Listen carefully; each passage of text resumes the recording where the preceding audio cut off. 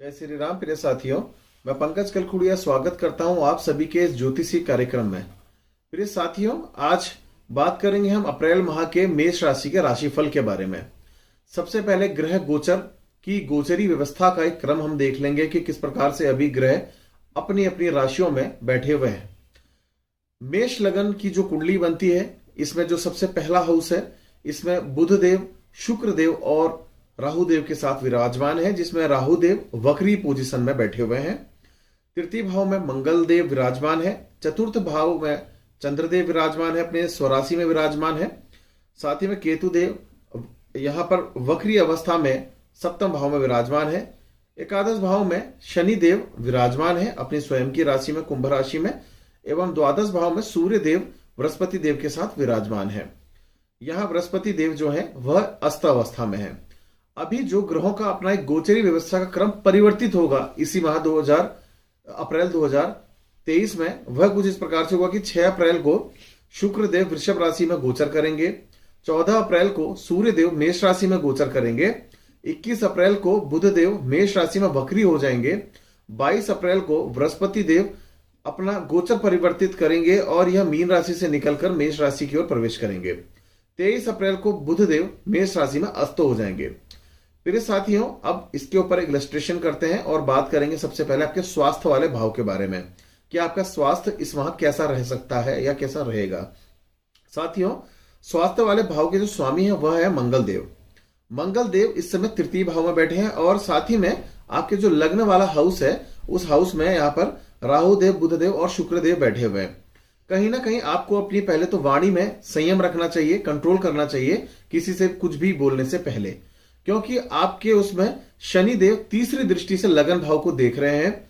आपके जो बोलने की क्षमता है उसको वो बिगाड़ सकते हैं। एक कहते हैं ना, तपाक से आदमी कुछ भी बोल पड़ा, अनसर्टेन तरीके से कुछ भी बोल पड़ा जिसका उसको बाद में रिग्रेट होता है। ऐसी रिग्रेट वाली पोजीशन नहीं बनानी है।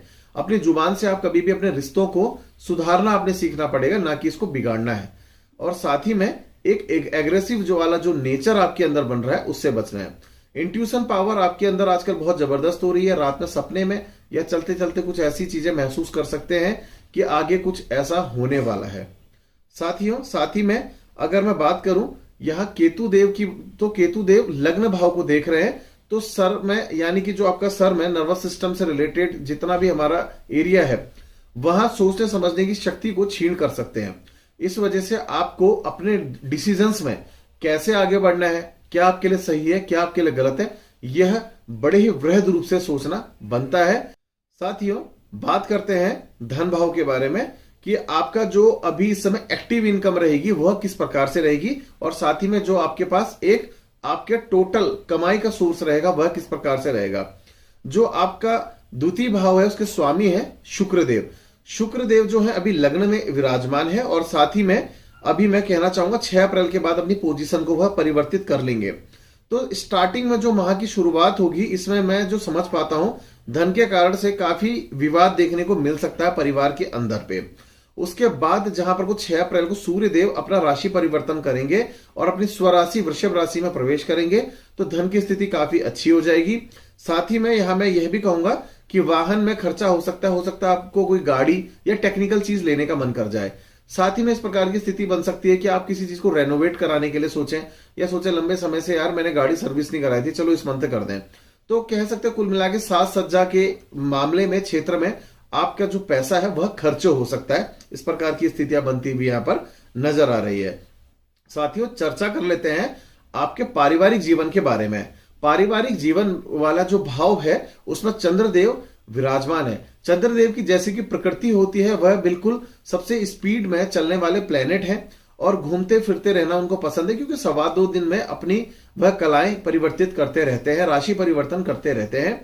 तो आप इसको इस प्रकार से समझिए कि आपके परिवार के जो लोग हैं उनको घूमने का बहुत ज्यादा मन करेगा, क्योंकि चंद्रमा जल को प्रतिनिधित्व करता है। तो जल से संबंधित क्षेत्र की ओर जाने की आपकी इच्छाएं बहुत ज्यादा होगी और पेड़ पौधों से के आसपास इस प्रकार का कुछ आपको मन करेगा। ऐसे इलाके में लेके जाओ कि जंगल में जहां पानी भी हो, पेड़ पौधे भी हो, एडवेंचर टाइप का कुछ इस तरीके से रहे। बृहस्पति देव अपनी पंचम दृष्टि जो कि अभी इस समय पर अस्त व्यवस्था में रहेगी, यहां से चंद्रमा को जब देखेंगे तो यह समझ के चलिए कि यह एक इस प्रकार का योग बनाता है कि आपके परिवार का मान सम्मान जो है समाज में काफी उच्च स्तर की ओर उठेगा। आपके परिवार के अच्छे चर्चे कहीं ना कहीं आपके समाज के अंदर होंगे, इस प्रकार का मुझे कुछ आभास होता है आपकी ग्रहों की व्यवस्था को देख करके। साथियों, चर्चा कर लेते हैं आपके शिक्षा वाले भाव के बारे में।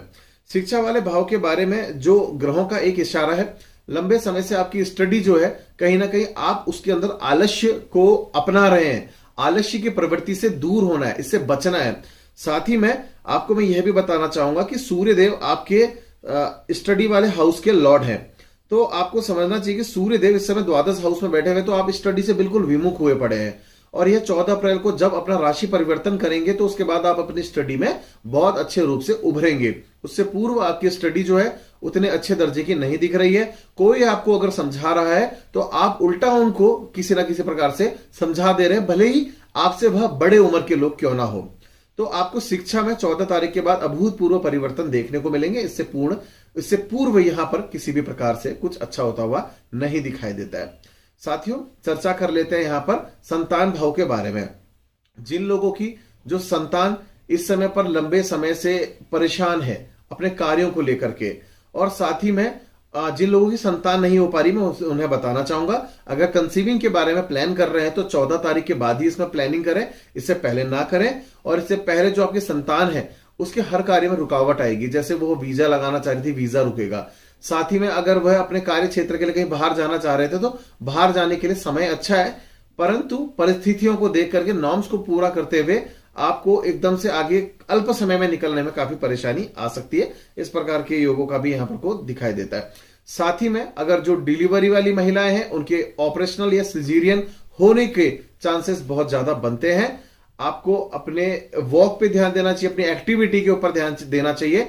इससे आप कहते हैं ना, शनि जो है कर्म प्रधान ग्रह है। शनि अपनी सप्तम दृष्टि से जब पंचम भाव को देख रहा है तो आपको यह भी कह रहा है कि आप अगर कर्म करेंगे अपने बॉडी के प्रति, अपने कार्यशैली के प्रति नित्य रूप से इसे परिवर्तित करेंगे तो आपको अभूतपूर्व परिवर्तन इसके मिलेंगे ही मिलेंगे।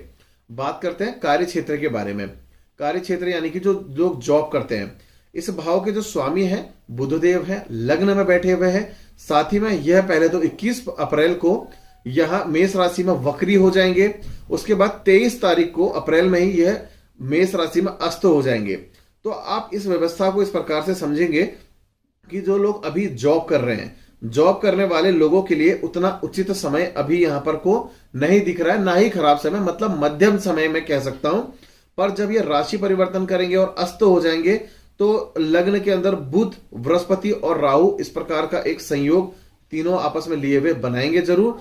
इससे यह होगा क्योंकि शनि का इसमें हस्तक्षेप होगा, आपके बुध को देखेगा। बुध आपके कार्य क्षेत्र का स्वामी है, तो आपके ऑफिस के अंदर या कार्य क्षेत्र के अंदर किसी प्रकार के एक अशुभ समाचार आपको अपने कार्य क्षेत्र से रिलेटेड या आपके किसी भी बहुत अच्छे मित्र या आसपास के कलीग्स के ओर से सुनने को मिल सकता है। किसी भी प्रकार का वह समाचार हो सकता है। साथियों, चर्चा कर लेते हैं आपके वैवाहिक जीवन यानी कि दाम्पत्य जीवन वाले भाव के बारे में। इस भाव के जो स्वामी है शुक्रदेव है, लग्नस्थ है। यहां पर को अगर मैं देखूं जो स्थितियां अभी है वह उतनी ज्यादा अनुकूल नहीं दिख रही, क्योंकि शुक्रदेव के ऊपर यहां राहुदेव का प्रभाव है और साथ ही में बुधदेव का प्रभाव है। जब वह यहां से राशि परिवर्तन करेंगे और साथ ही में शुक्रदेव यहां पर द्वितीय भाव में चले जाएंगे तो आपके जो रिलेशन है वो कहीं ना कहीं अच्छे होकर के उभर के आएंगे। अपने पार्टनर को किसी प्रकार से गिफ्ट देने के बारे में, को लग्जीरियस, कोई सुंदर सौंदर्य प्रसाधन की चीजों के ऊपर यहां पर को गिफ्ट देने के ऊपर प्लानिंग जरूर कर सकते हैं। साथियों, चर्चा कर लेते हैं प्रेमी प्रेमिका के बारे में। प्रेमी के प्रेमिका वाला जो भाव है, इस भाव के स्वामी सूर्यदेव है। द्वादश भाव में सूर्यदेव अभी बृहस्पति देव के साथ विराजमान है।